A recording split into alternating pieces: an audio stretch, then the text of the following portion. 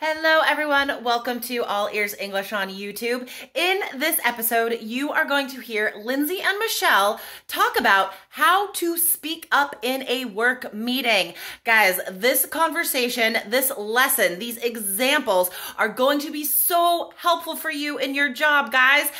Don't be afraid anymore. You can participate and be heard in a meeting in English. So guys, definitely listen up today.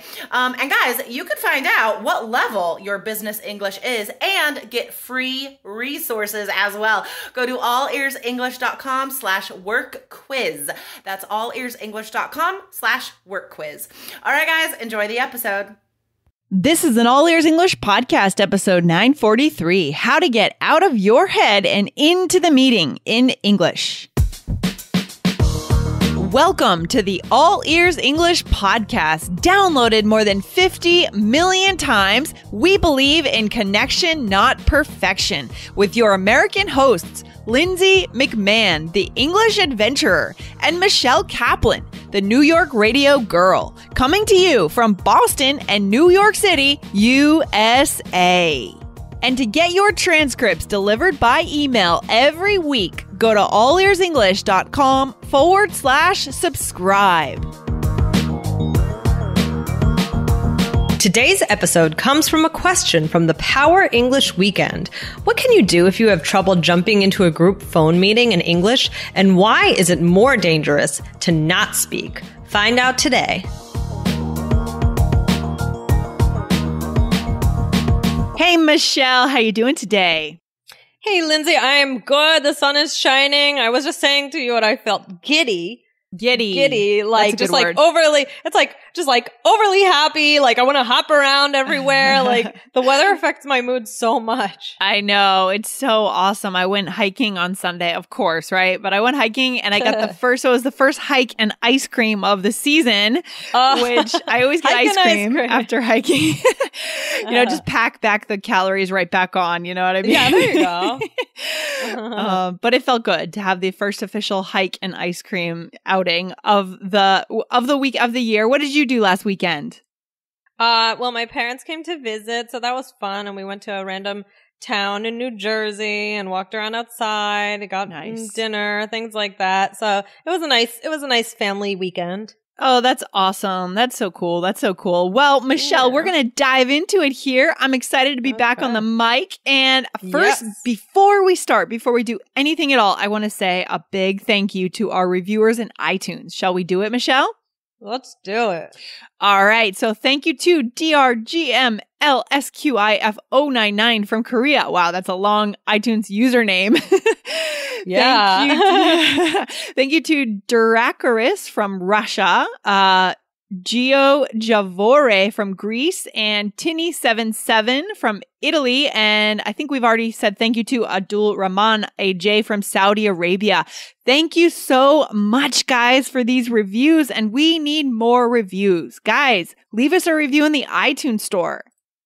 Thank you so much. That's awesome. We love it. Yeah, ask us your question. If you have a question, you want something covered or answered on the show, leave us that review or leave it inside the App Store, right? allearsenglish.com/bonuses. Let us know what you think about the show. Okay, can't wait. Okay, awesome. So, Michelle, I have a question for you. We're going to dive into an interesting topic, especially around business, but not just business. This applies for life in general, too. Okay.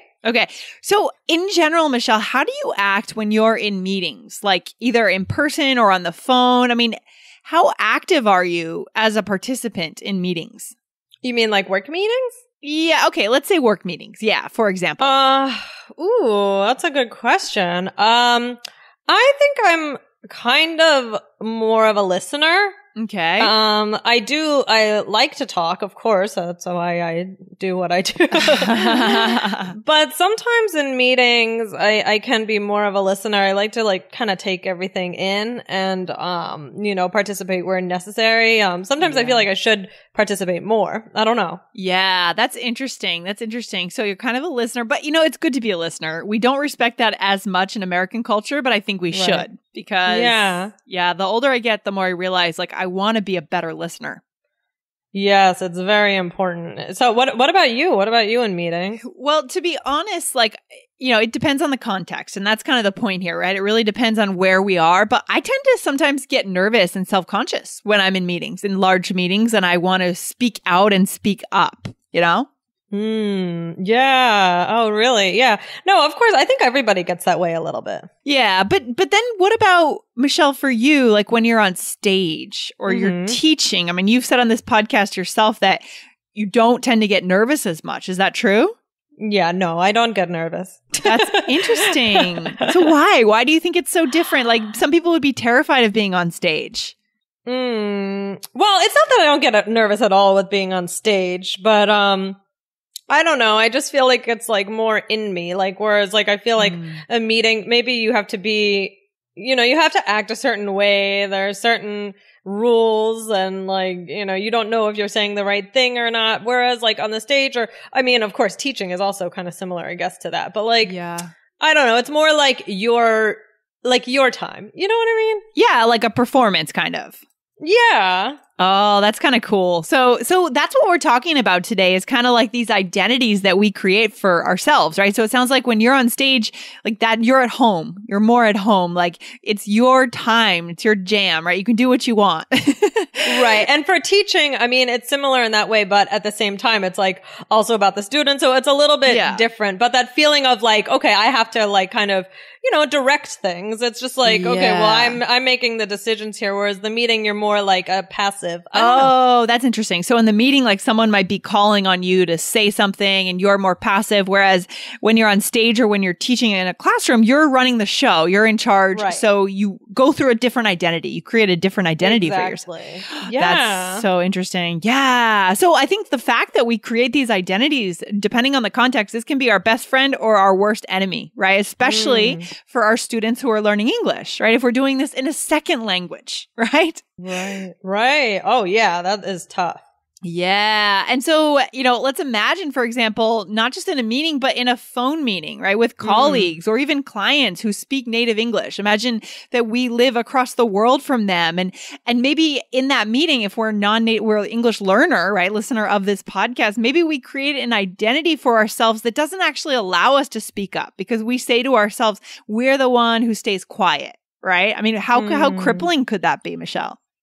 Yeah, that's tough because I'm like, you might have all these great ideas swirling around in your head and like things that you would want to say, but I mean, I could see how that would be frustrating. Yeah, exact. Paralyzing, crippling, and frustrating. So that's what we're going to look at today, Michelle. I'm pretty excited for this, because this is something that I think I have a hunch that a lot of our listeners struggle with. And I think it's something we can give them some real solutions for today. What do you think, Michelle? Should we dive into it? I would love that. I think this is awesome. Okay, cool. So this is very cool. It's a very fresh topic and straight out of our Power English weekend from Tokyo. But first, I want to remind you guys to go to allearsenglish.com/subscribe to get the transcripts for every week, every Monday. And you save 50%. You get the transcripts for that week delivered to your inbox. So, Michelle, today's question actually comes from one of our students in Japan for our program. Okay, so I was having a conversation with one of our awesome listeners, our awesome student in Tokyo, and this question came up. Michelle, what have you heard about that weekend in Tokyo? Have you heard anything about it? Well, I heard that you had a great time. We had a really good time. It was so cool. So you guys, we're hoping to do this again in the fall. So get on the list now. Get on the email list. Go to allearsenglish.com/Tokyo. So you will be one of the first ones to hear when we open sales for that program. And you'll also see pictures and quotes so you know what it was like over the weekend. Okay? Awesome.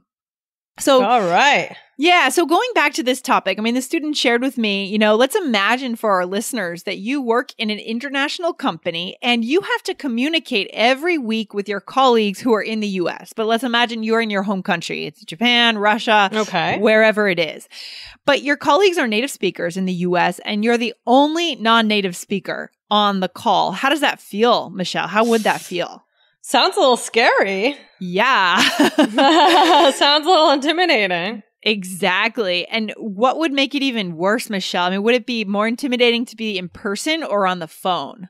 I think I think on the phone, because it's like all you have is your voice and your ears. There's no body language or anything like that. It's totally just based on your voice and ears. Oh my gosh. And when you do those conference calls, you have those weird like phones in the middle of the table, those weird like triangle phones. That's what we're imagining here. So we're imagining our listeners in their home countries in a conference room, maybe by themselves, and they're tuning in to the people in New York or California. And all there is themselves and that little weird triangle thing. I've never actually used one of those, but they're for conference calls, I guess. Have you used one before? Yeah, I had a job once where we did use those kind of frequently. So yeah, I remember those. Oh man, so weird, so weird. So, I mean, why could this be when it comes to identities? Like, what kind of identity could we imagine that we might create for ourselves? So if we're just learning English, what do you think might happen, Michelle, here for some of our listeners potentially that we want to help them with? What kind of identity do we create in that meeting? If we're not speaking? Yeah. It's like, sure. that like maybe you're the quiet one or, maybe you're not really, you have a lot to say, but maybe you're shy or quiet. Exactly. And the point is like our mind, this is what our mind does. Today we're investigating our minds here, right? The mind creates this identity immediately from the first meeting. And the mind says, I'm the one who doesn't speak, right, in this meeting. And I know what this feels like. Like I've done this to myself before, right? And then what happens, Michelle? It kind of becomes like an excuse. Is that right?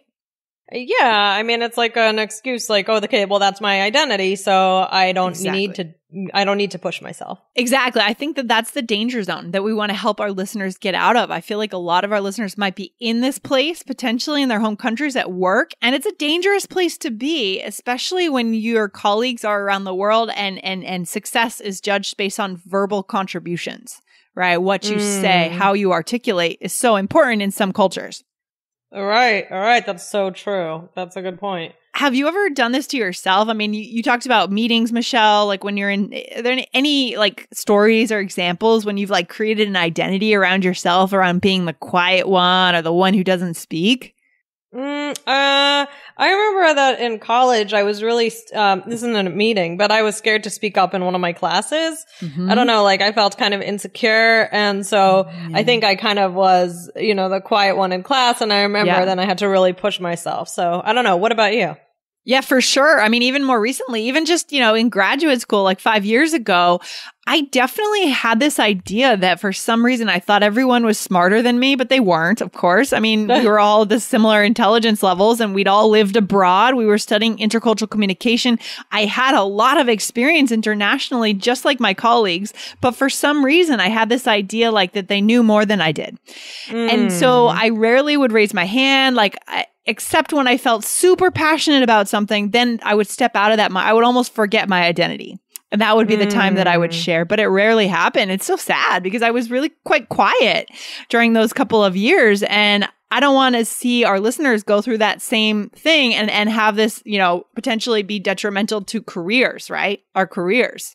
Right. Yeah, we certainly don't want that. Yeah. So we're talking about today, like what you can do, guys, if this is happening to you, if you're building an identity around yourself. But Michelle, we've done some episodes, giving our listeners more like tangible phrases on how to interrupt, how to jump in, how to participate. I mean, what are those episodes we could send our listeners to, first of all? Guys, it's happening tomorrow. This is your last chance to sign up for the IELTS writing webinar with me, Lindsay, and Jessica tomorrow. If the IELTS exam is in your future, then you don't want to miss this, guys, because we know that writing is the hardest part of the IELTS exam, but we'll give you 3 strategies to push your writing score higher, plus a limited time special offer if you attend until the end of the webinar. So register for your spot right now at allearsenglish.com/writing, and we'll see you tomorrow, Wednesday, May 9th. Well, episode 624 was a guest episode about how to interrupt. So the differences between American and British interruptions. Ooh, that's so interesting. And these are tools that you're going to need, guys. Today, we're not talking as much about these specific vocabulary phrases. It's more about the idea, like what your mind is doing that's holding you back. But go get those phrases because you're going to need those too to get through this. And what's another episode, Michelle? I think there was another one too. There was 275. Yeah. Which was more about like one-to-one conversation. But that was about how to naturally interrupt in English. Yeah, exactly. And I think that when it comes to like knowing what we're talking about here, there's a really good quote from the Buddha that I found today online because he used to like write his quotes on the internet, of course. Now, oh yeah, obviously not 2,500 years ago. But Michelle, what's that quote? What we think, we become. Oh, that's scary. Well, that could be a good thing and it could be a bad thing, right? Right. So it could be if you think positive things about yourselves, you're going to become, that way. But if you think negative things are like, oh, I can't do it or I'm insecure, then that's what you're going to be. Exactly. And in the same sense, if we make this identity, if we say, I'm the quiet one, that's what you're going to be. If you say, if you don't make that identity for yourself, you don't decide that, right? You say, I'm the one who participates. I'm an active one. Then in that case, you are that. Right? So that's what it's all about. I mean, Michelle, what are some kind of tangible tips then for our listeners if they're on the wrong side of this identity or they want to change their identity? What could they do? Well, I mean, when a new habit starts, so let's say you have like a Monday weekly meeting. Yeah. So in that first meeting, speak up, speak out, right? Don't let your mind build this identity. Really make sure that you're saying, okay, from the beginning, I'm going to be, I'm not going to be that person that I don't want to be, Yeah. Yeah. I think this could really work for our listeners. It's like a way of tricking your mind. You know that if your mind is going to make this identity, then you don't let it. You kind of short circuit that pattern, right? Right. I like that. I love it. Anything else we can do? Build, yeah. Wait, that's a, yeah. So we could name it, right? I mean, we could say, right? So, I mean, what could we, like, I feel like when I name something, if I verbalize what's going on, then it makes it so much easier, right? So what do you mean by that? Okay, so like if we've already created this identity for ourselves, right? Let's say that we've already been having this Monday phone call with California or New York every week for 6 months, and we've solidified an identity. How do you get out of it? You could name what's going on. You could say something like, "I know I don't often speak up in these meetings, but I'd like to say something." By naming it, you kind of let it lose its energy a little bit. I mean, what do you think about that? Yeah, I like it. I think that, it's like, oh, you're aware. It's not like you're just like, oh, this is who I am, but you're more like, okay, well, I'm aware of this and I'm telling you something's different right now. Exactly. And it's important what you said, like, it's not who you are. It's just one identity that your mind's created. And then when you step out and you go meet your friends for coffee, it's going to be a different identity, right? These are just patterns of the mind. And I find this so fascinating because I study Buddhist psychology. But we need to have this insight into how our mind works because it can hold us back or it could push us forward and really propel our success, right? Right. I like that. Yeah, good point. Yeah. What else? Let's give a couple more tips for our listeners here.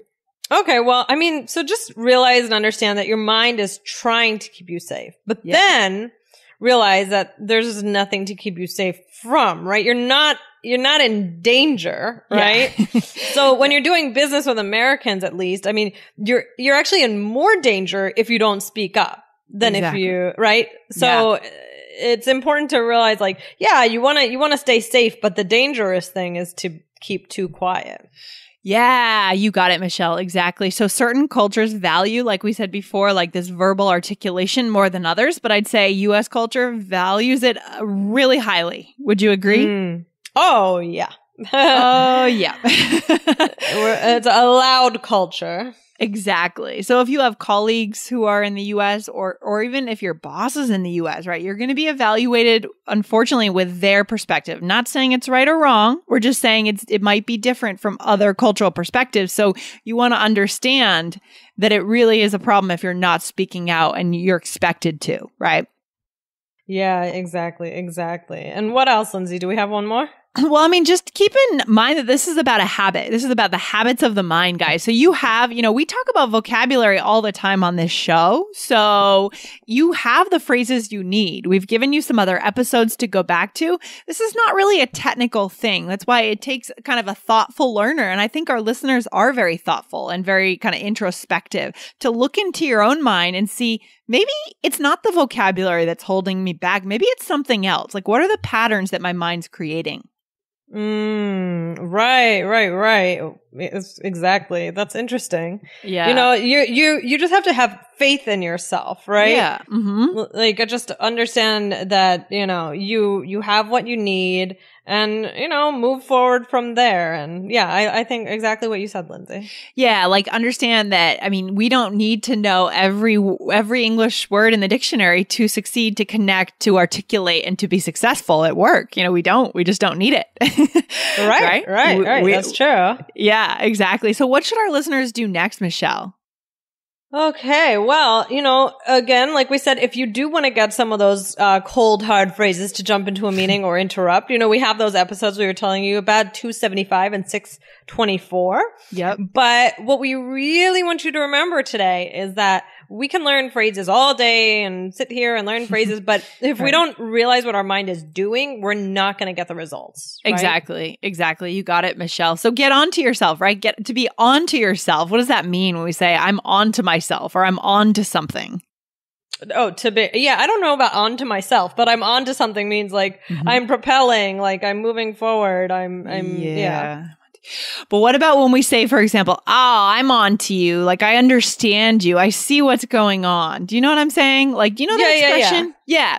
So like we're catching on to something. And what I mean by saying I'm on to myself, like I'm on to my own patterns of thought. Oh, I see what you mean. Oh, there we go. Yeah. I see. You see what you're doing. Yourself is doing. Yeah. Do I sound like I have multiple identities right now? It might sound like that. Me, myself, and I. Yep. Yeah. No. I really think that our listeners, guys, you could get some value from this. So give it a try. Observe your own mind, the habits of the mind, and see if this can work for you. And guys, come back to our blog. Come back to 943. Let us know what you've observed about your own habits and identities, and write a comment for us. All right. Well, this has been good, Michelle. Any closing thoughts? Anything at all? Go for it. You can do it. And, Lindsay and I have both shared with you experiences where we felt shy and we felt like, we're the quiet person. And, it's hard to avoid those feelings, right? Yeah. But I think that the most important thing is, again, to have faith that you have the language, that you are able to do it, and just say with that, kind of, fly, it sounds so funny, but okay, but you're, just do it. And what I also like the idea of it being more dangerous to not speak. I think that's another key important point. That's a really key point. So guys, let us know what happens. Take this advice and run with it. As Michelle said, fly with it. Fly. Right. Love it. All right, Michelle. So guys, if you want to get a transcript from today, go to allearsenglish.com/subscribe. And remember, if you're taking IELTS, go subscribe to the IELTS Energy podcast to be ready for your 7 or higher. Okay. We're out of here for today, Michelle. We'll see you soon. All right, Lindsay, have a good one. All right, bye-bye. Bye.